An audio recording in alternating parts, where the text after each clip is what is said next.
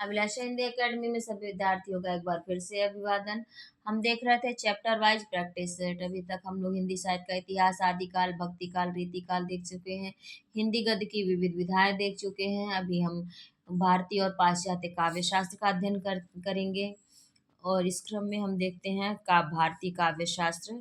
यहाँ पर आप लोगों को कैसा लग रहा है ये प्रैक्टिस सेट ज़रूर बताइएगा। जो भी विद्यार्थी सीरियस रूप में आप टीजीटी, पीजीटी, आईटी ग्रेड की असिस्टेंट प्रोफेसर या नेट की परीक्षा पास करना चाहते हैं, वे लोग ज़रूर इनसे लाभ उठाएं।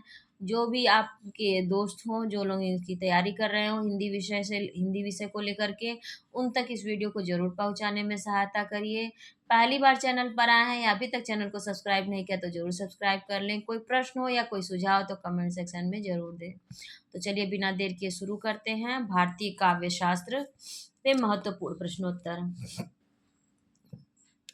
काव्य संप्रदायों का सही विकास क्रम क्या होगा? ए रस, ध्वनि, अलंकार, रीति, वक्रोक्ति। बी है रस, अलंकार, रीति, वक्रोक्ति, औचित्य, रीति, वक्रोक्ति, ध्वनि और औचित्य। सी है अलंकार, रस, रीति, वक्रोक्ति, ध्वनि, औचित्य। और डी है रस, रीति, ध्वनि, अलंकार, वक्रोक्ति, औचित्य। पीजीटी परीक्षा 2000 में पूछा गया तारांकित प्रश्न है, अर्थात ये चारों ही ऑप्शन में सही क्रम नहीं दिया गया है। तो सही क्रम क्या होना चाहिए हम देखते हैं। पहले होना चाहिए रस संप्रदाय। रस संप्रदाय विक्रम पूर्व द्वितीय शताब्दी से द्वितीय शताब्दी विक्रमी तक माना जाता है, अर्थात और इसके प्रवर्तक भरत मुनि हैं। तो सबसे पहले आएगा रस संप्रदाय, फिर होगा अलंकार संप्रदाय जिसका समय 6वीं शताब्दी है, जिसके प्रवर्तन भामा ने किया था। उसके बाद रीति संप्रदाय, इसका समय 8वीं शताब्दी या 800 ईसा पूर्व, जिसका प्रवर्तन वामन ने किया। चौथा है ध्वनि संप्रदाय। ध्वनि संप्रदाय 9वीं शताब्दी में आनंदवर्धन का है। उसके बाद आएगा वक्रोक्ति संप्रदाय, 10वीं 11वीं शताब्दी का मध्य भाग, इसका प्रवर्तन कुंतक ने किया। और सबसे अंत में आएगा औचित्य संप्रदाय, 11वीं शताब्दी, जिसका प्रवर्तन आचार्य क्षेमेंद्र ने किया है। नोट: उपर्युक्त तथ्य रामचंद्र तिवारी और डॉक्टर नगेंद्र के काव्य शास्त्रीय विश्लेषण पर आधारित है। दूसरा, उपर्युक्त प्रश्न में सही विकल्पों का अभाव है। वक्रोक्ति संप्रदाय की स्थापना के पूर्व ही ध्वनि संप्रदाय स्थापित हो चुका था। तो सही क्रम होना चाहिए रस संप्रदाय, फिर अलंकार, फिर रीति, फिर ध्वनि, फिर वक्रोक्ति और उसके बाद औचित्य संप्रदाय सबसे अंत में होना चाहिए। दूसरा प्रश्न, रस सिद्धांत के प्रवर्तक आचार्य हैं। ए आचार्य मम्मट, बी आचार्य विश्वनाथ, सी आचार्य जगन्नाथ और डी आचार्य भरत मुनि। यूके पीजीटी 2020 में पूछा गया, इसका उत्तर होगा डी, अर्थात आचार्य भरत मुनि रस सिद्धांत के प्रवर्तक हैं। निम्नलिखित सूचियों को मिलान करना है। तो भरत मुनि ने रस संप्रदाय, आनंदवर्धन ने अलंकार भाम, देखिए कुंतक के सामने रीति संप्रदाय दिया हुआ है, वक्रोक्ति संप्रदाय कुंतक का है और वामन का है इसमें से रीति संप्रदाय, रस संप्रदाय भरत का और आनंदवर्धन का ध्वनि संप्रदाय है। तो ये मिलान करने वाला प्रश्न है, यदि मिलान किया जाएगा तो ऑप्शन बी कूट सही निकलेगा। और चौथा प्रश्न, रीति संप्रदाय के प्रवर्तक आचार्य हैं। ए वामन, बी मम्मट, सी भामा और डी दंडी। यूके पीजीटी 2020 में पूछा गया, इसका उत्तर होगा ए, अर्थात वामन रीति संप्रदाय के प्रवर्तक आचार्य वामन हैं। पांचवा प्रश्न है, इनमें से कौन सा आचार्य अलंकार संप्रदाय में सम्मिलित नहीं है? ए विश्वनाथ, बी दंडी, सी भामा और डी उद्भट। उत्तर प्रदेश 46वीं असिस्टेंट प्रोफेसर परीक्षा 2014 में पूछा गया, इसका उत्तर होगा ए, अर्थात विश्वनाथ। आचार्य विश्वनाथ रसवादी आचार्य हैं, जबकि दंडी, भामा तथा उद्भट अलंकार संप्रदाय से संबंधित हैं। अलंकार संप्रदाय के संस्थापक भामा है, जिनकी प्रसिद्ध काव्य कृति काव्यालंकार है। छठवां प्रश्न, संस्कृत के किस आचार्य ने विशेषो गुणात्मक सूत्र के आधार पर रीति और गुण में अभेद माना है। ए कुंतक, बी क्षेमेंद्र, सी राजशेखर, डी उपर्युक्त में से एक से अधिक और ई उपर्युक्त में से कोई नहीं। बीपीएससी टीजीटी परीक्षा 2023 में पूछा गया। इसका उत्तर होगा ई अर्थात उपर्युक्त में से कोई नहीं। आचार्य वामन रीति संप्रदाय के प्रतिष्ठापक आचार्य हैं। इन्होंने रीति को काव्य की आत्मा माना है। अपने ग्रंथ काव्य अलंकार सूत्र वृत्ति में इन्होंने कहा है कि विशिष्ट पद रचना रीति। इन्होंने विशिष्ट पद को स्पष्ट करते हुए कहा है विशेषो गुणात्मा। इस सूत्र के आधार पर इन्होंने रीति और गुण में अभेद माना है। अगला प्रश्न है, रीति के आधार पर तत्व के रूप में वामन का कैसा दृष्टिकोण है?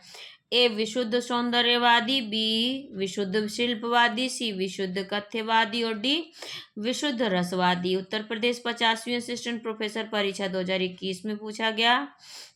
इसका उत्तर होगा ए अर्थात विशुद्ध सौंदर्यवादी। रीति के आधारभूत तत्व के रूप में वामन का दृष्टिकोण विशुद्ध सौंदर्यवादी रहा है।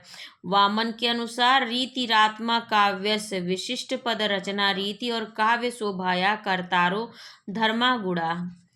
8वां प्रश्न है, वक्रोक्ति को काव्य की आत्मा किसने कहा है? ए राजशेखर, बी भामा, सी कुंतक और डी विश्वनाथ ने। एनवीएस टीजीटी परीक्षा 2022 में पूछा गया। इसका उत्तर होगा सी अर्थात कुंतक ने। वक्रोक्ति को काव्य की आत्मा कुंतक ने माना है। कुंतक को वक्रोक्ति संप्रदाय का संस्थापक आचार्य माना जाता है। इन्होंने अपने ग्रंथ वक्रोक्ति जीवितम में कहा है वक्रोक्ति काव्यस्य जीवितम।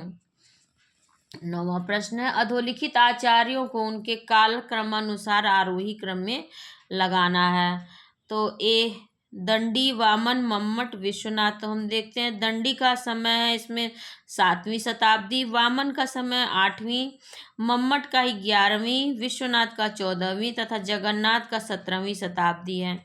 दंडी की कृति काव्यादर्श है और वामन की काव्यालंकार सूत्र, मम्मट की काव्य प्रकाश तथा जगन्नाथ की रसगंगाधर।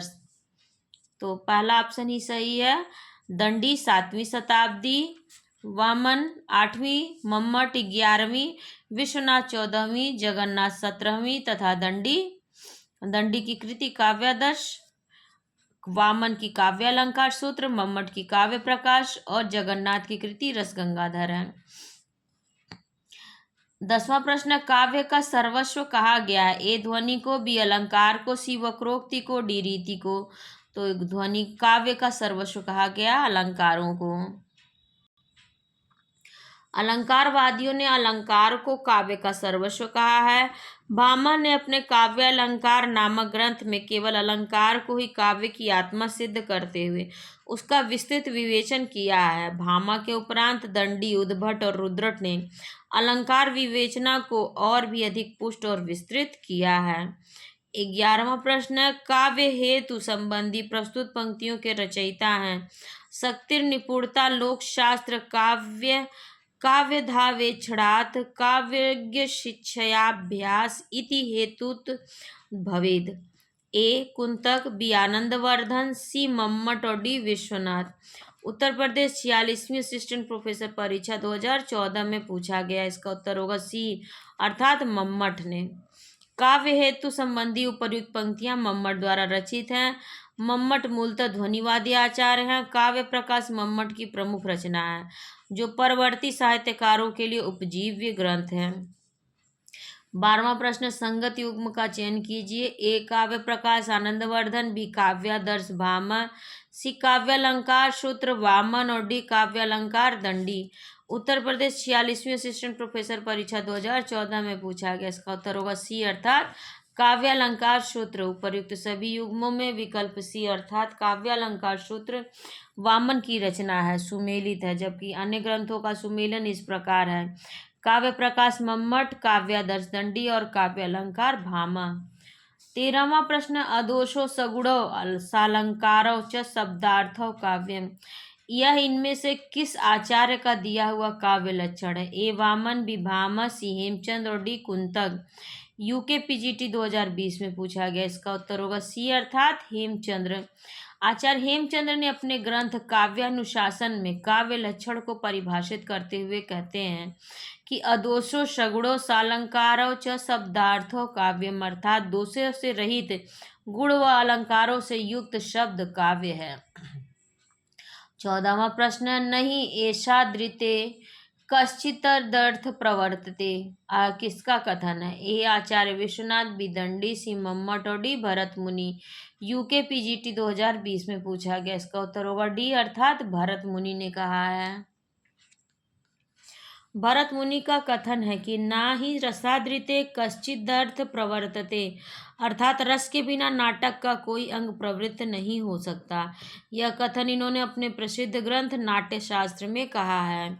सूची 1 को सूची 2 से मिलान करना है, मतलब एक तरफ काव्य शास्त्री दिए गए हैं, दूसरी तरफ उनके ग्रंथों के नाम दिए गए हैं। तो देखिए, मम्मट का काव्य ग्रंथ है काव्य प्रकाश, विश्वनाथ का साहित्य दर्पण, जयदेव का चंद्रालोक है और दंडी का काव्यादर्श है। मम्मट काव्य प्रकाश, विश्वनाथ साहित्य दर्पण, जयदेव चंद्रालोक और दंडी काव्यादर्श। 16वां प्रश्न, औचित्य को काव्य की आत्मा के रूप में प्रतिष्ठित करने वाले आचार्य हैं? ए आचार्य भामह, बी आचार्य क्षेमेंद्र, सी भट्टतौत और डी भट्टलोल्लट। आश्रम पद्धति प्रवक्ता परीक्षा 2009 में पूछा गया। इसका उत्तर होगा बी, अर्थात आचार्य क्षेमेंद्र। औचित्य को काव्य की आत्मा के रूप में प्रतिष्ठित करने वाले आचार्य क्षेमेंद्र हैं। इन्होंने अपने प्रसिद्ध ग्रंथ औचित्य विचार चर्चा में काव्यात्मा के रूप में औचित्य को स्थापित किया है। अन्य काव्य संप्रदाय देखते थे, उनके प्रवर्तक और उनके ग्रंथों के नाम भी देख लेते हैं। रस संप्रदाय का प्रवर्तन भरत मुनि ने किया, उनका ग्रंथ है नाट्य शास्त्र। अलंकार संप्रदाय भामह ने दिया, ग्रंथ है इनका काव्य अलंकार। रीति संप्रदाय वामन ने दिया, इनका ग्रंथ है काव्य अलंकार सूत्रवृत्ति। ध्वनि संप्रदाय आनंदवर्धन का है, उनका ग्रंथ है ध्वन्यालोक। वक्रोक्ति संप्रदाय कुंतक का है, इनके ग्रंथ है वक्रोक्ति जीवितम। औचित्य संप्रदाय क्षेमेंद्र का है और इनके ग्रंथ का नाम है औचित्य विचार चर्चा। कुछ और भी महत्वपूर्ण काव्य शास्त्रीय ग्रंथ इस प्रकार हैं। 10 रूपक धनंजय का, काव्य प्रकाश मम्मट का, अलंकार सर्वस्व रूय का, उज्ज्वल नीलमणि रूप गोस्वामी का और रसगंगाधर जगन्नाथ का है। 17वां प्रश्न, आचार्य क्षेमेंद्र ने औचित्य के कितने अंग निर्धारित किए हैं? ए 28, बी 23, सी 19 और डी 29। यूके पीजीटी 2020 में पूछा गया। इसका उत्तर तारांकित प्रश्न है, इसका उत्तर 27 होगा। आचार्य क्षेमेंद्र ने औचित्य संप्रदाय के संस्थापक हैं। इन्होंने औचित्य के 27 भेदों का उल्लेख किया है, जिनमें है पद, वाक्य, प्रबंध, गुण, कारक, नहीं फिर से देखते हैं, पहला पद, दूसरा वाक्य, तीसरा प्रबंध और चौथा गुण, पांचवा अलंकार, छठा रस, सातवां क्रिया, आठवां कारक, नौवां लिंग, 10वां वचन, 11 विशेषण, 12 उपसर्ग, 13 निपात, 14 काल, 15 देश, 16 कुल, 17 व्रत, 18 तत्व, 19 सत्य, 20 अभिप्राय, 21 स्वभाव, 22 सार संग्रह, 23 प्रतिभा, 24 अवस्था, 25 विचार, 26 नाम और 27 आशीर्वाद शामिल है इसमें। नोट, आयोग ने अपनी आरंभिक उत्तर कुंजी में इस प्रश्न का उत्तर ए अर्थात 28 माना, जो सही नहीं है। 18वां प्रश्न, औचित्य संप्रदाय के संस्थापक आचार्य कौन है? ए वामन, बी दंडी, सी आनंदवर्धन और डी क्षेमेंद्र। यूके पीजीटी 2018 में पूछा गया। इसका उत्तर होगा डी, अर्थात क्षेमेंद्र हैं औचित्य संप्रदाय के संस्थापक।